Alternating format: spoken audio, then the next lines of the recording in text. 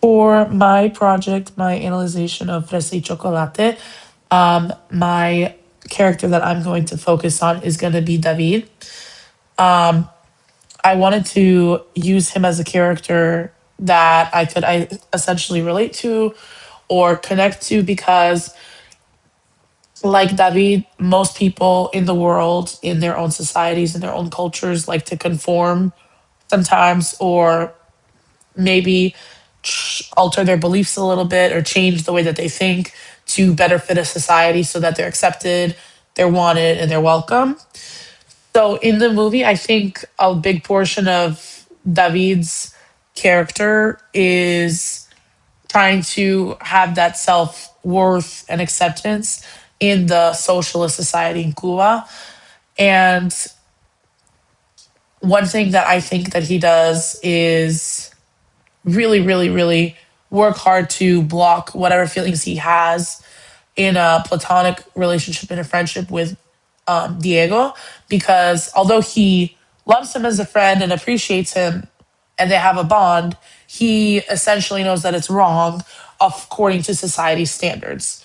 So this concept is really tied to pop culture, like Hall says, like our pop culture, the way that we decide to portray pop culture relates to how we portray genders, how we portray clothing, art, music, education, just all those things kind of fall under that big umbrella of pop culture. And it also is really connected to Judith Butler's gender performance because Judith Butler says that gender is a performance and it's like a way that we're constantly acting, whether you're a boy or girl, because gender is conformed by society because sex is what you're assigned with at birth, but gender is something that is coming from a societal standpoint. And in Cuba, in the story, the way for a boy, male gender, to be portrayed was someone who was macho and tough, someone that could fight, someone who's maybe a little bit more on the aggressive side. Um, and that's really, in my opinion, what they're portraying through David is that he's portraying this Cuban, Latino, macho, hyper masculine persona.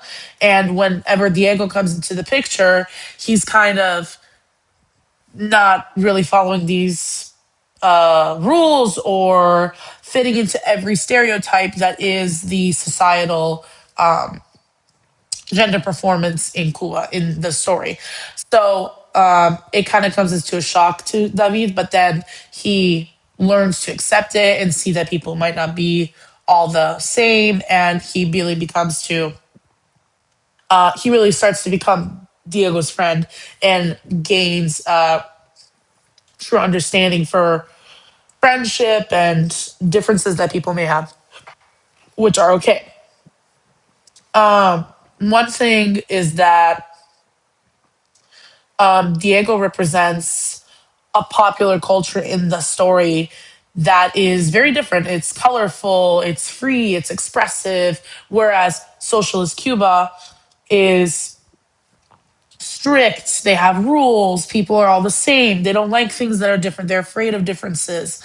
And the downside to this community or group that Diego is a part of, which is also against what David is for, would be that they don't really fit the norm. They're looked down upon, which a lot of parts of the movie, David is being this way, looking down upon people who may be homosexual or a little different or maybe not as hyper masculine.